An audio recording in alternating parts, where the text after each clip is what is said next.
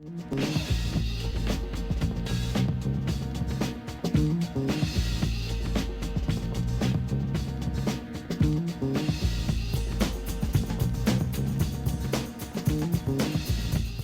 just want to say that it's a real honor to be here, to be able to offer a contribution to you all. And I want to thank Dr. Ortiz and Tamika Brown, wherever she went, for making this possible for me to be here. Yep, we have slides. And thank you, Jim, for making this easy. So I want to really start by acknowledging everybody here. You know, I got the time slot where everybody's coffee is starting to run through, right? And I'm thinking maybe I have 5 or 10 minutes out of the schedule. Okay. I will try very much to stick to my time slot. And if everybody can sort of take a breath and relax, I hope to make this something meaningful and relevant to you. I'm not a fluff person. I go big picture, but I'm really practical and down to earth. And so we will come to a place where I'm sharing some very specific things that I think folks can do right away that will make a difference for you. You know, regardless of what people are saying about the struggles here and whatever frustrations that you're dealing with, I just realized you all are up there. Hi. You know, I know that each and every person here cares about students and cares about lifelong learning and cares about this community. I've been around here long enough to know that about every one of you. And every one of you I know are doing the best that you can in your job, in your place, in your situation, even in the face of really frustrating and difficult circumstances sometimes, very daunting circumstances at times. I've been through it. And so I want to thank you for the work that you do. This is, I think, one of the most important institutions in this community. And I share this commitment with you. That's why I was here for as long as I was. Sorry, love pulled me away. I moved out of the area. And many times I've regretted leaving here. So that's why it's especially meaningful for me to be back here now and say hello to a lot of folks. I share your commitments to education.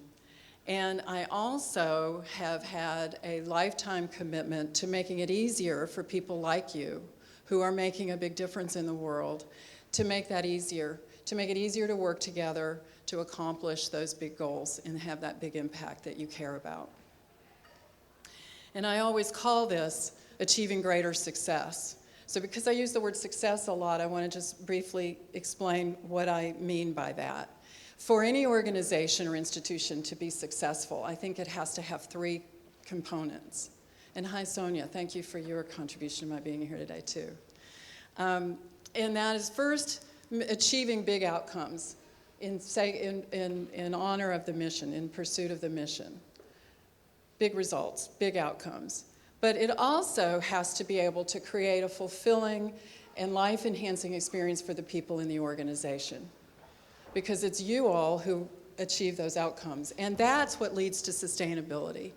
We can't have big results and outcomes and people be miserable because it's not sustainable. It is possible to destroy organizations and institutions. I've seen it happen. And you can't remain fulfilled if you're not achieving big things. So these 3 together are what I mean by success. And a lot of, and it's true that you can be disagreeing, even vigorously, and still be connected to the same purpose and goals and working for those outcomes. So collaboration is, I think, at the root of that. It's the word I've chosen to talk about that coming together, the way of working where people are really connected and working together and achieving big things. I also use the word alchemy in my work, in my business, and it's because I often hear people talk about there's sort of this magic when everything comes together and people are working and big things are happening. I don't think it's magic. I think it can be a science, and that's what I've spent the last couple of decades working on, figuring out and sharing with folks. Now, I know collaboration is notoriously difficult, and again, I'm using this for the word to refer to that great working together, what a lot of people call teamwork, but I think it's bigger than that. You know, there was a survey released recently that said 60% of people are not engaged at work. I think that's really sad. The number one reason people leave jobs is because of the social environment where they work. It's not money, or it's not the job itself. It's not easy to integrate diverse people from very diverse backgrounds with very different perspectives, different talents, and different preferences and desires into really a coherent working together. I think that when I do workshops on this, and I ask folks, what is it like when things are not working well, when it's what I call a struggling group? And the words they say are things like lack of vision, a closed-mindedness, people not listening, there's no communication, there's inflexibility.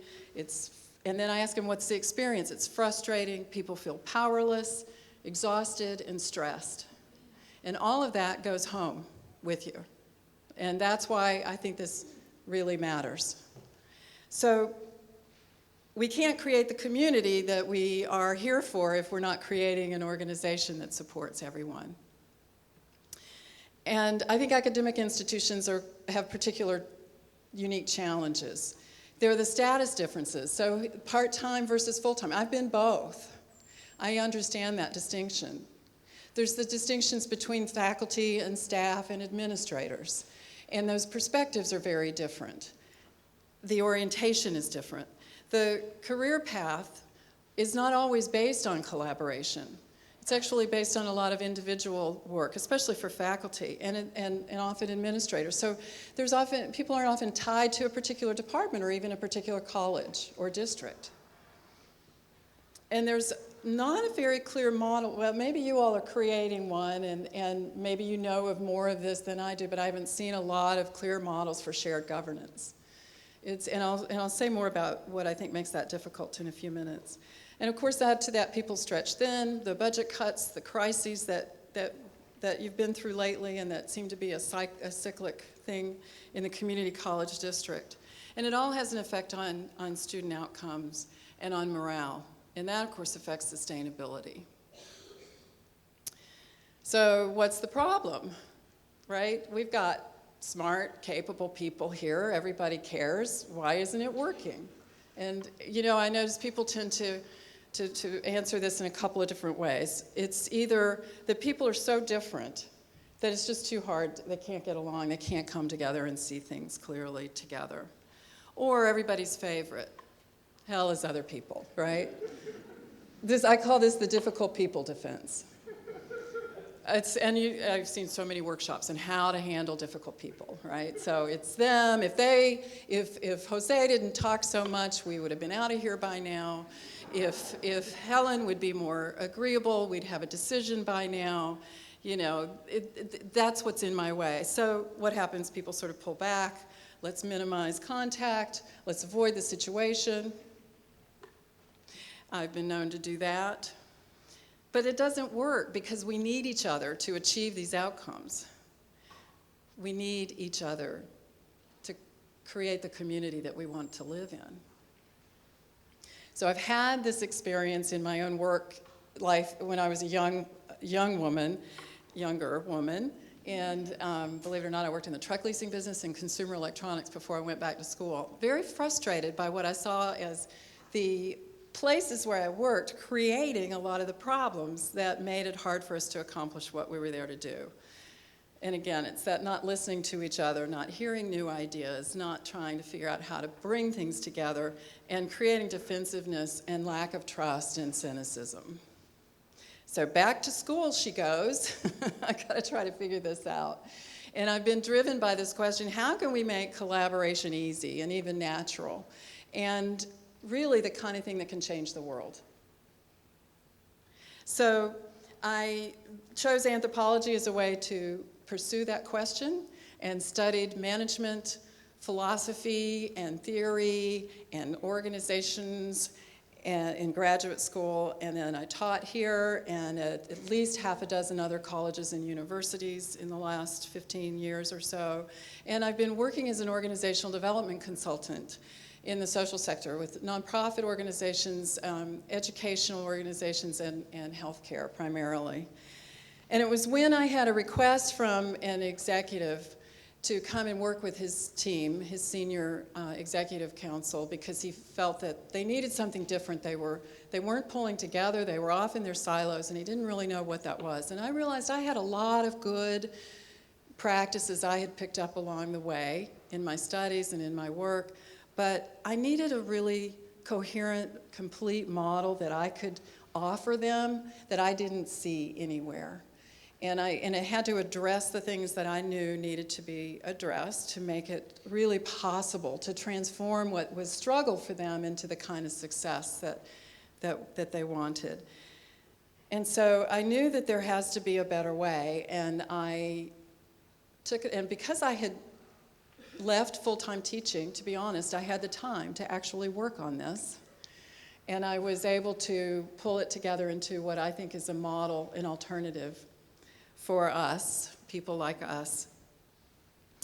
And so today I'm just offering to you what I've learned through this work and to share a perspective on what might be in your way and what you can do about it, to offer the shift in mindset that can help you bring that along, and some specific things that I think you can do immediately that can really make a difference for you and make it easier to move forward.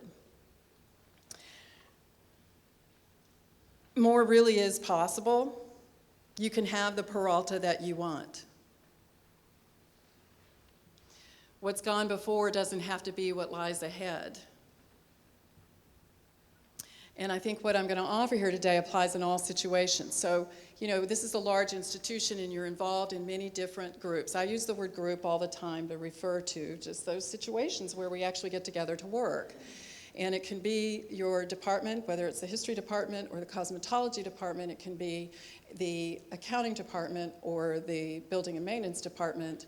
And it can be a cross committee, the curriculum committee, or many of the committees and projects that I've heard described this morning. This applies in all situations. And so be thinking about those that you're involved in and where you're frustrated or where there are struggles while I'm talking, and I think you can start to see some ways through it. But I have to start with the big picture, and that's context. You know, my mentor in the organizational work that I do always used to say to me, context is everything. Context is everything. Well, anthropology taught me that context is culture. And what I mean by that is, when I say culture, just briefly, let me say I'm just referring to that background set of assumptions and ideas, beliefs that we hold about how things work, how the world works, who we are in it, how things should work in our workplace, and every other part of our lives, how we should behave and what we can expect from others. And out of that, we create the environment that we are living and operating in. And it can be simple things as to how we dress or how we talk to each other, and very complex things, like whether or not we can get, well, I'll say that later. Now, we know most people are familiar with this idea, but I'm going to take us a little deeper into it. And I often refer to it as the water that we're swimming in, because we're not really conscious of all of these ideas and notions that we are holding dear and as truth, because we're out here doing our job and living our lives. So I'm going to call some of this up to awareness. It forms automatically when people are working together, interacting routinely. It doesn't have to be thought about very much. And I want to say that it's important to say here that institutional culture is a phenomenon more than the sum of the people in it. So when talking about the culture at Peralta or anywhere else, it's not a direct reflection on particular individuals. And that's why you can have a room full of dedicated, competent, hardworking people and still see a system where things aren't working well or where there are things that people think need to be changed. So today, I want to invite us to sort of jump out of that water that we're swimming in and look at some of the habits that have formed, that have developed the culture that exists here that might be in the way. It might be supporting you and encouraging you and helping in some ways, but it also might be blocking some of what's possible. And it's this cycle that we want to be operating in with some intention. Now, when I was in graduate school, I saw this idea of corporate culture catch on. I was actually in graduate school in the 80s when all this was getting picked up. And so, of course, I wrote a lot of graduate school papers on that and ran across some the other day with some really interesting titles. Like, doesn't anybody know what culture is? So what I've seen, though, is that a lot of that work doesn't really understand its own background assumptions. And so it might not be as effective as it might be. So I want to get us into some of that background assumptions so we can see where some of the struggles are coming from. So where do we start? It starts with the mindset, that set of ideas that we hold about how to organize to make things work. And I'm going to call this the management mindset because it's this that we've all inherited as part of our culture, the larger culture in the United States, in Western culture. And that is that these ideas that have come down from management. It's important to understand this because it's the core of the cultural logic that I think is creating what exists here now.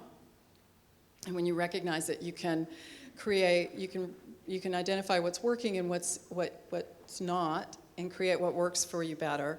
And it's also why I propose the particular strategies that I do in the work that I do with the organizations. So this mindset has three parts, and each permeates each other. First is individualism, and then the command and control management philosophies and bureaucracy. So I want to briefly touch on what I mean by these and what I think what kinds of obstacles they create for collaboration and that real success. And the culture of accountability is part of that. So individualism is just a way of thinking that emphasizes the self over the group. And I like to contrast that with collectivism, where the emphasis is on the responsibility to the group. And individualism is inherent to American culture, right? And it's really a good thing because it's been the foundation of democracy and civil rights. I think we all like having our choices and our rights. It's a little challenging, though, in that to an extreme, it can create some of the problems that we're facing. And that is that first, it defines leadership as residing in the individual. And you see this in the emphasis that we love our charismatic leaders and all of the, if you look at the leadership work, the programs and books and all like I have, you see that it's often usually about developing personal qualities and competencies of leadership. All that's good, and it overlooks the fact that leadership actually resides in the group. And if you've ever tried to lead people who don't want to be led, you know this, right? So what it does is it can restrict leadership and discourage people from expressing leadership, and it can tie accountability to the boss, to the top, rather than to the group, which is where it belongs. And I think because of the reliance on strong, charismatic leaders, then we're really susceptible to changes in leadership. So so much of what happens depends on who's in charge that month or that year or that decade. Then individualism also tends to define success in terms of the individual rather than the group. So we get an emphasis on personal interests, which encourages people to act unilaterally. This is part of all our mindset, just the way we automatically operate. Now I want to touch on command and control and bureaucracy together because they're so intertwined. So this is simply the notion of organizing around central power and directing through a chain of command. Its origins are very old. It's actually from the military and really the early chiefdoms and kingdoms that wanted to control large expanses of territory and large numbers of people and maintain control in that center. It's based on obedience and loyalty and deference, right? And controlling things through tracking through rules and tracking compliance. This is great for consistency and reliability. And if you're fighting fires and fighting wars, this is exactly what you need. What's interesting, my brother-in-law is a fire captain in Monterey, and he says, you know, I said, well, that's how your organization operates, isn't it? He said, oh, we're going through a transformation. That's true in incidents. But in the rest of the work that the fire department has to do, we're trying to get away from that to a more collaborative model. He was devouring my book at the time. It's nice.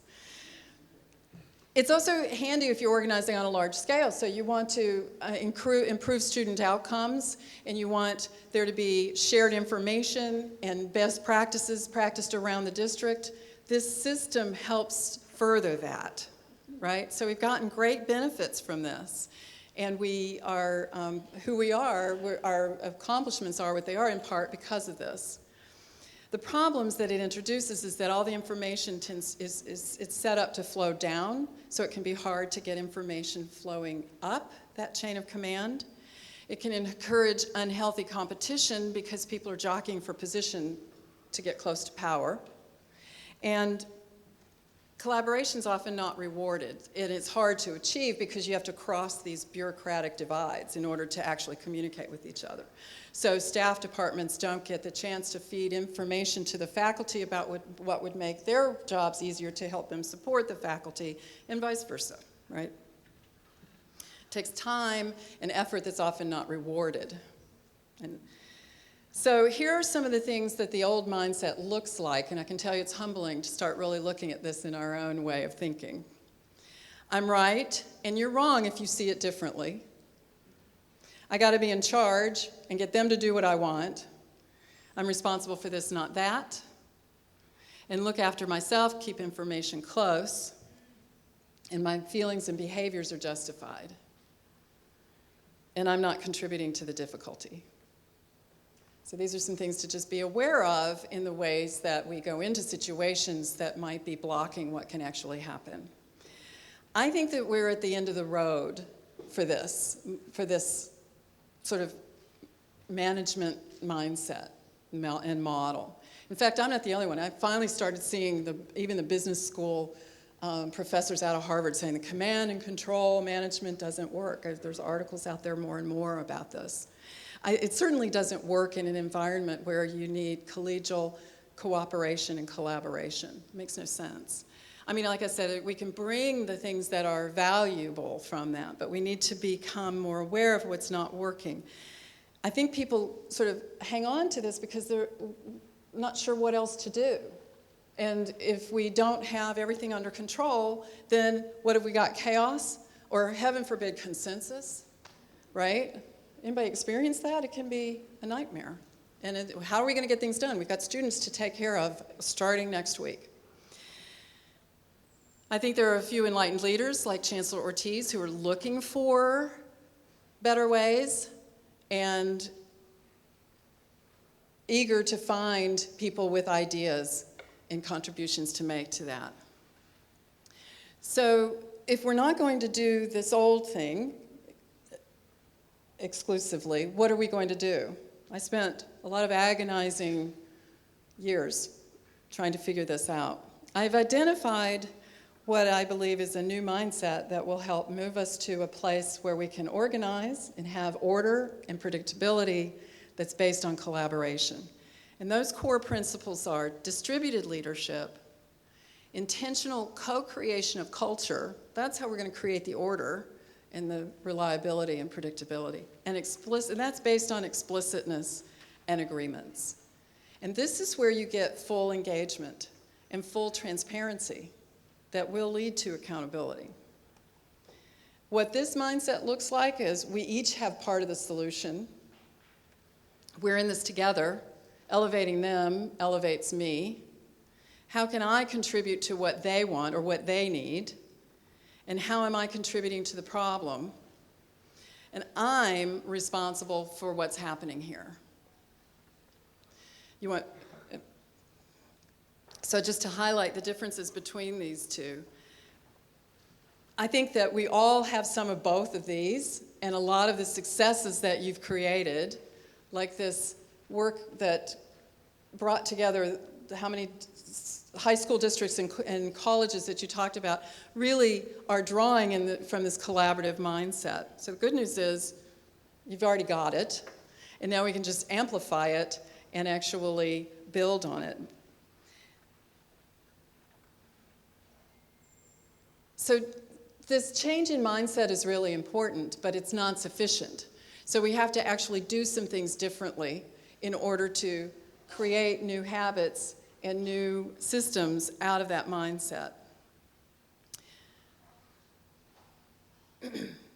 And that's where I decided I really needed to create something that I thought could show people, provide a map, a roadmap, and guidelines for folks about what we can do in our organizations. And that's create this culture that's automatically operating, or that we've inherited when we came to work here, with intention, rather than letting it be in its form by haphazardly. Now, for just a second, I want to touch on the theoretical grounding of this, because some of you probably want to know, where does this really come from? And I had to make sure, I'm not interested in a lot more of, like, here's some good ideas, and this is really nice to do, and treat everybody well, and everything will be okay. So I look at what I understand about culture as an anthropologist, and here's what we know. Social groups, in order to exist and survive, have to solve certain universal problems. All societies, all organizations, all groups, all marriages, all families do this, okay? Hint, this can apply in the rest of your life as well. So there's universal elements of cultures I just want to touch on. I'm not going to get into it, but I want you to see that this is what this is really grounded in. It's how these groups solve these problems is the culture in the group. So every group has to have stories that explain why they exist and what it means to be part of the group. They have to create rules of the game. They have to have ways to teach new members how to be part of that group, part of that culture. And they have to have ways to make and distribute what people need to survive and thrive. And they have to have a system for making decisions and resolving conflicts. And they have to have rituals that renew itself and often adapt to changes in the environment. And I've created the set of habits and practices that I've seen and pulled from all the best work that's out there and all the best organizations and groups that I could see, and created a system of cultural change and development based on this. And that's the system that I'm going to talk about on a few pieces of for what you can do right away to start bringing this about. And so the first place to begin is work from vision. This is that working from the compelling stories about who we are and what we're doing here. And what's cool about Peralta is that everybody's committed to this big vision for students and for the community. So you're halfway there, or more than halfway there. This is where you connect personal interests with shared purpose. It's really, for those of you interested in the social cultural side of this, it's working in the power of myth. It's the power of story that everybody's talking about these days. This is how you communicate information, how you teach, and create connection. Now, Peralta has a powerful mission statement. And I think everybody kind of figures we all know what it is, everybody knows what it is and is operating from this. The more this is present in the day-to-day, the more powerful you all can be, because it becomes the way we do things around here. It can be strengthened some with a vision statement that's a really clear declaration of the world that you see because you're here creating it. And the mission is what you do around that in order to achieve that. And then your strategies and goals and action plans and all of the plans that you're working on this semester are all part of this, what I call this element of inspiration. It's the purpose and the guidelines for who we are and how we're going, what we're up to here. Every group benefits from this. It's not about singing Kumbaya, it's about creating the shared purpose. And why be accountable? Why make the effort? Why extend myself a little further? Differences in views and ideas are crucial for growth, for continuous improvement, and they need to be in service to something larger, or all you have is conflict. Vision is ultimately what people are accountable to. I call these crucial conversations, and this is one of the crucial conversations that every group needs. So every department, whether it's the political science department or the human resources department, whether it's this college or that college, it's a unifying narrative that I call inspiration. Think about when you embark on a special program, do you have a vision for what it is that you're up to and the particular aspects of inspiration that will help you all really define what that is? Without a unifying narrative, people make up their own stories. And you remember that game of gossip. That's how it is that people begin to take their own action, and work as individuals rather than as a group. They do as they please. They're playing their own game.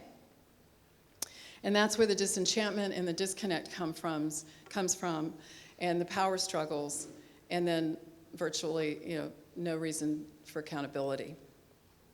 So the key here, and the thing that I see biggest opportunity with, is you can have statements that are on the website and in your accreditation plan and so forth, and what it matters is it alive in the conversation?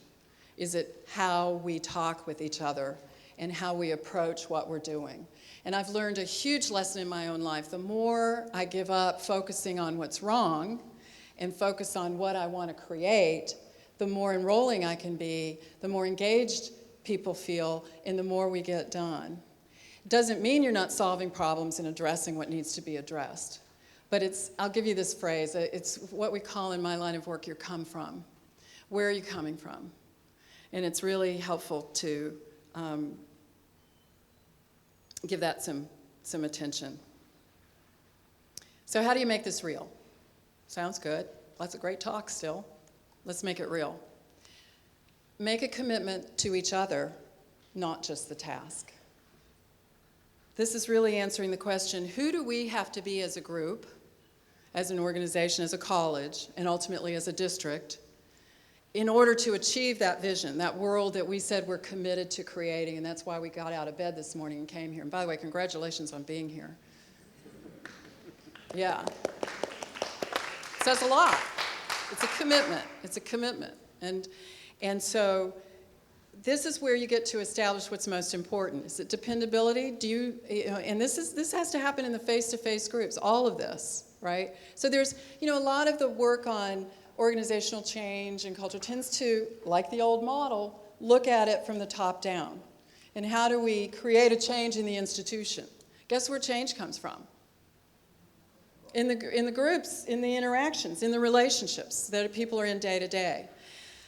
So here, give your group, give your department a chance to talk with each other, as you were saying, those sitting at the table and talking, and to answer this question, who do we have to be for each other in order to accomplish what we're here for? And this is where you get to ask for what you need and say what's really important. If it's sharing ideas and sharing full information, say so. I've been talking about the culture of collaboration so long. Just in the last few months, I started thinking, I think I need to call it the culture of listening.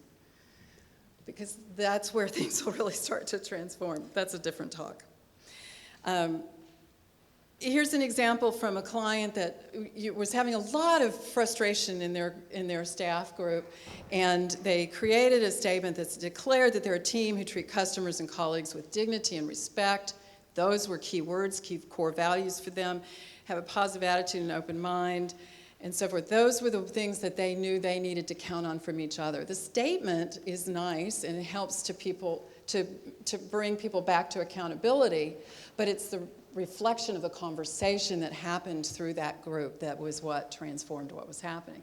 I saw the third workshop after this, one of the women in the group spoke up, and she said, I had stopped talking to Cynthia over here because she made me so angry, and I couldn't understand why she was always doing what she was doing. And she said after this work, they began talking and working together again. It's really transformative. So I wonder why we don't do this more. And I've never seen organizations where people have done this, by the way. And I spend a lot of time in this area working with groups because it is so important. And I don't know if it's that people think it's unseemly to talk about reliability or integrity or what we need from each other, or if we just, again, we're sort of in this automatic mode. We just assume we're grown-ups, we know how to behave, we know what's important here, or we're so busy, we've got our attention on so much else, we didn't take the time. This could be an hour. It's not taking a lifetime to do this. But what happens is we tend to only talk about these things that matter most when we're trying to hold someone accountable, and it often feels it's like handcuffs, right?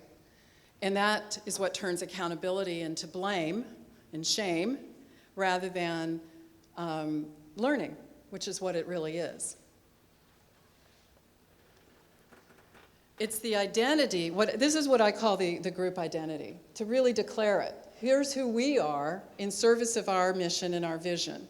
It's this group identity that is what makes all the goals possible, achievable, and makes the vision a real possibility rather than a fantasy.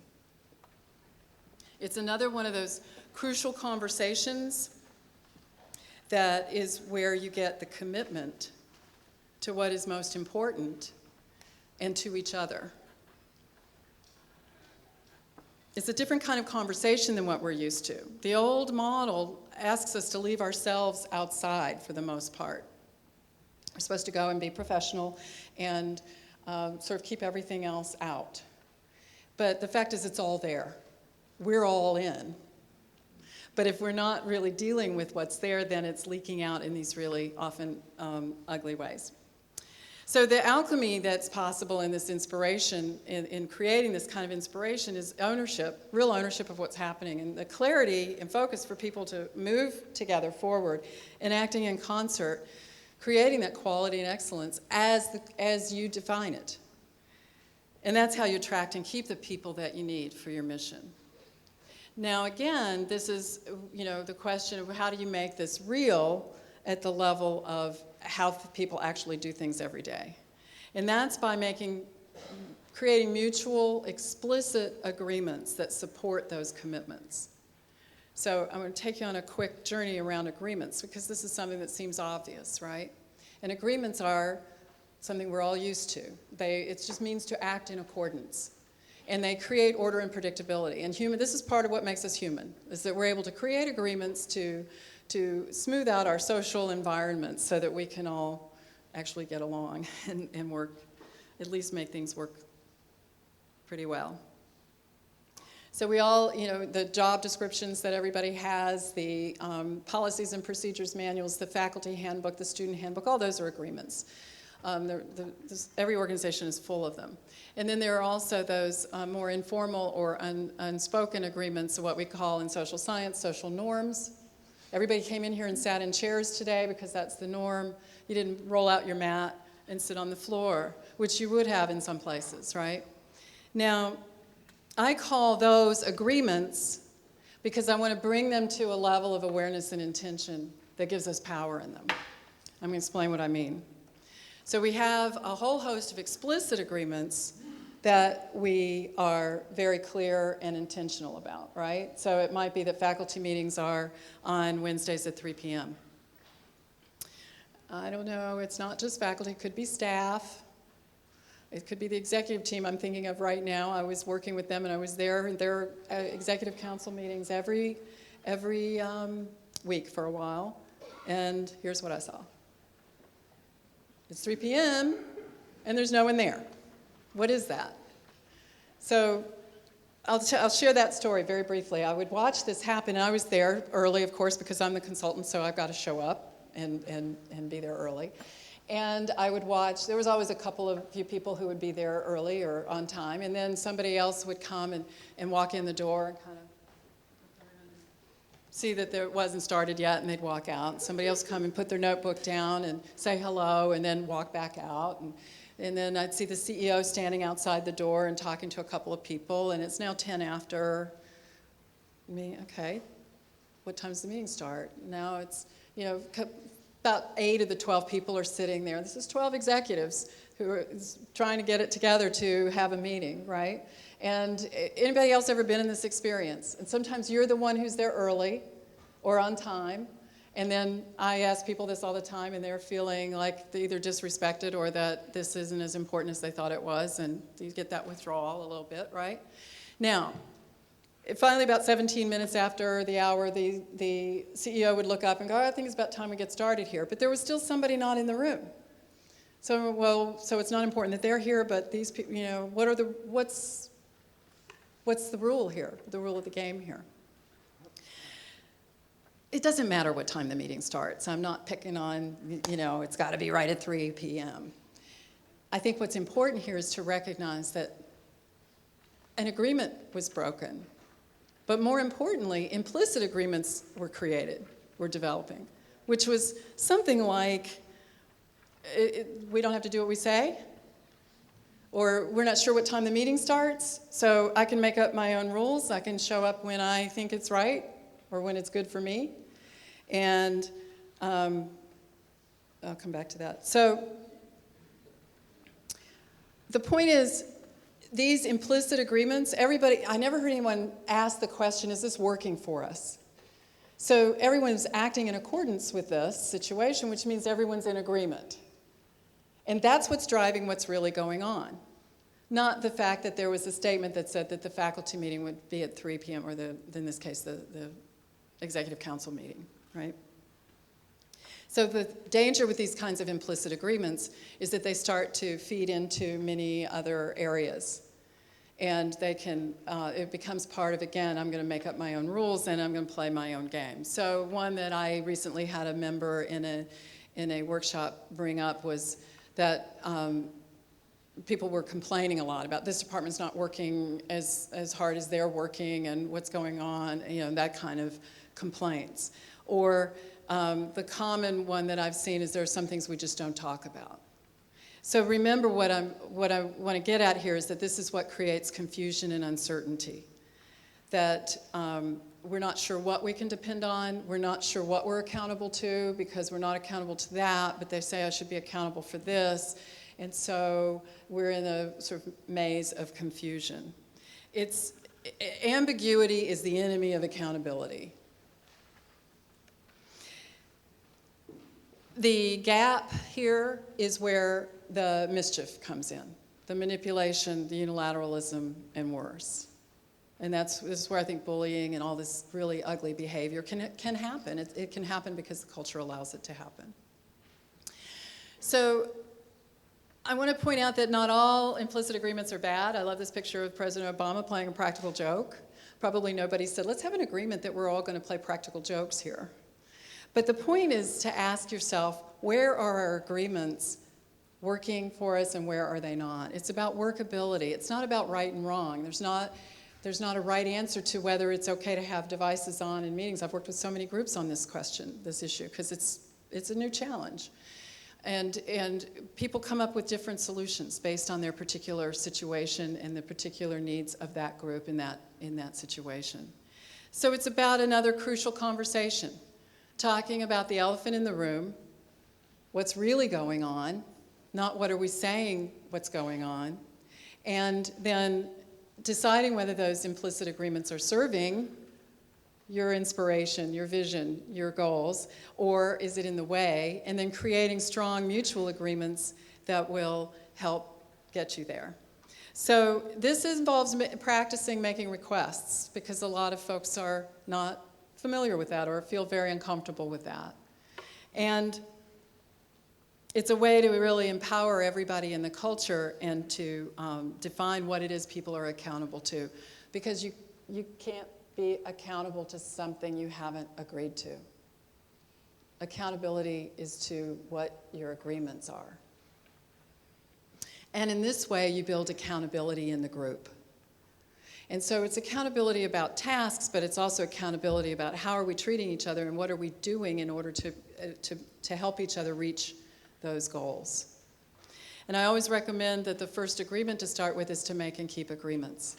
And it's surprising what a simple thing does. Having this conversation shifts the permission in the group to talk about what's really going on and gives people an opportunity to create things that really work. And it's at this, and so let me say that this is where accountability comes from and how you build trust and how you get full engagement. So I want to summarize what I've said here as the first steps that you can take to creating the Peralta that you want and the particular department that you work in or the committees that you serve on. And that is to work from vision and to make a commitment to each other and to create mutual explicit agreements. And the best way to start on that is look wherever you're seeing something not working well or you're frustrated, because that's where you're in an implicit agreement that's not working. And you've got a model, and Tamika asked me to bring some books with me, so I'll be out at the break that shows how to really go through all these steps in whatever group you're in whatever relationships that you're in. So let me say, again, what you can do now is start a crucial conversation in your group. Wherever you can start. Start where you are. Culture is ultimately local. And if it's with 2 other colleagues that are interested, then do that. And create a vision for the Peralta that you want, for the department that you want, the college that you want, and think about what it is you can commit to make that happen. And then just think about coming from your vision for that. Then you can create great agreements that will support each other and support bringing people back, bringing ourselves back to accountability. You know, you can be the change agent in every group and every organization that you're in. It's one of the reasons I wrote the book that I did. I don't want people sitting around waiting for some boss or leader to change in order for things to improve for them. I wanted people to know what things you can do immediately. I know for a fact that changing how you are and what you ask of the groups that you work in will change those groups, will change the culture. You have that power to invite others to a more collaborative way of doing things. And I've tried to give you a map of what to invite people into. How do I know that this is possible? I've seen it happen in other organizations. And you're creating what exists here now, so why not create what will really work and what will really serve? Collaboration is a choice made many times, just like this path on the road.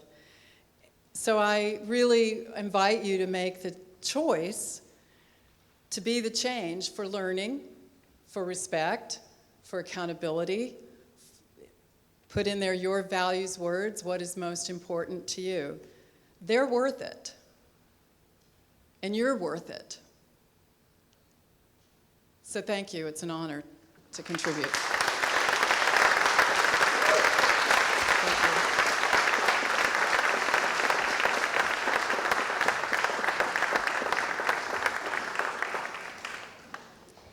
Now we will have Linda Stanford, our Interim Associate Vice Chancellor.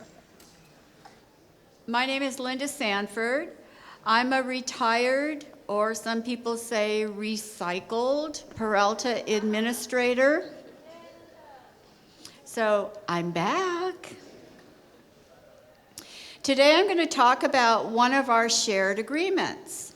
One of the things that Dr. Pruitt mentioned is essential for having a functioning, efficient organization is to have shared agreements. And this is one that we do really, really well. It's our participatory governance structure in which we all come together and make decisions about planning, budgeting, and resource allocation. It's called our Planning and Budgeting Integration Model, or PBIM. So background. This was first implemented in 2009. So that's now 5 years ago. We're going into our nearly 6th cycle.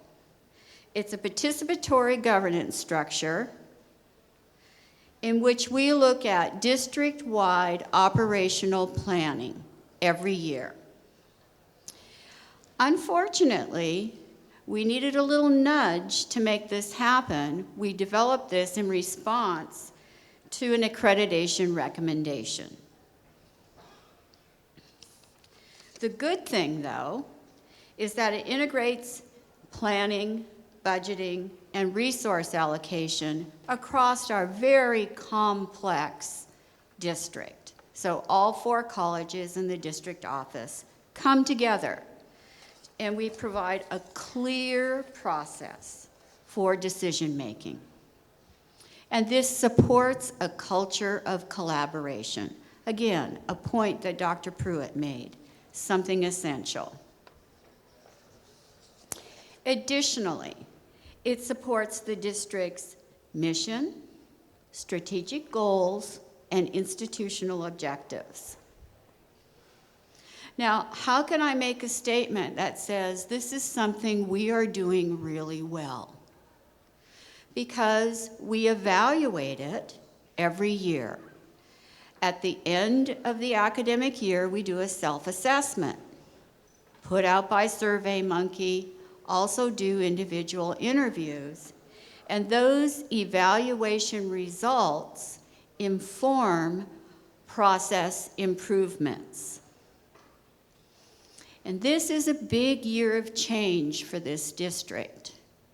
We are implementing improvements in this model as well as in other areas of planning. So again, what is the big picture? Dr. Pruitt talked about big picture. What is our big picture for participatory governance and decision-making?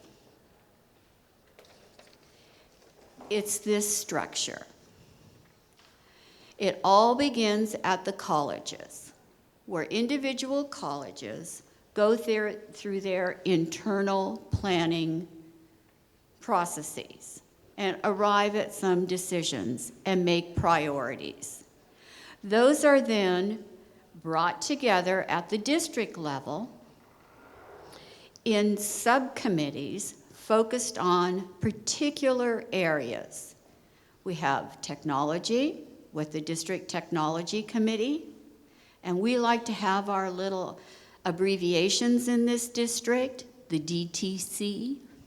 We have facilities with the DFC, education with the DEC, and those 3 subcommittees then review information, requests, provide feedback to the colleges, and/or make recommendations to the Planning and Budgeting Council, PBC.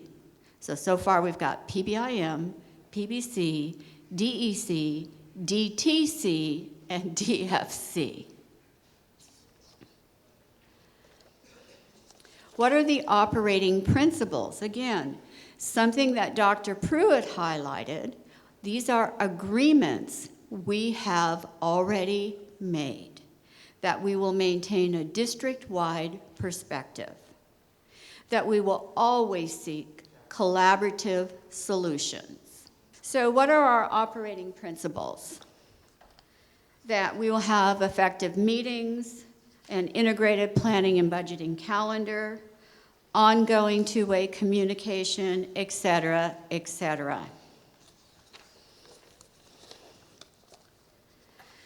Okay, what kinds of recommendations come forward? Things based on program review, annual unit updates, or what do we call them? Annual program updates. Things related to our strategic goals and institutional objectives, et cetera, et cetera. What is the focus? The primary focus is decision-making and making resource priorities. We also look at policies and procedures in the Planning and Budgeting Council and integrating planning and budgeting. The Planning and Budgeting Council also provides oversight for the strategic plan and makes all final recommendations to the chancellor. Okay. And I did have slides that talked about compositions of committees, but I'm just going to wing it right now. Every committee has a chair who is a district administrator. Every committee has a faculty co-chair elected each year by the committee membership. Every committee has a facilitator who is a non-voting member that is the process manager for the committee. Runs the meeting, assists the chair, develops agendas, distributes meeting minutes, etc., etc. There's a recorder and a note taker. Okay. This is participatory governance structure, so on all committees, there are representatives from the representative units. This year, we're making some changes, and the biggest changes are to the committee compositions. Previously, we had a college president on each committee. This year, all 4 college presidents will be on the Planning and Budgeting Council. We looked at the composition of the committees and have added additional members. In most cases, they're either faculty, classified, or students.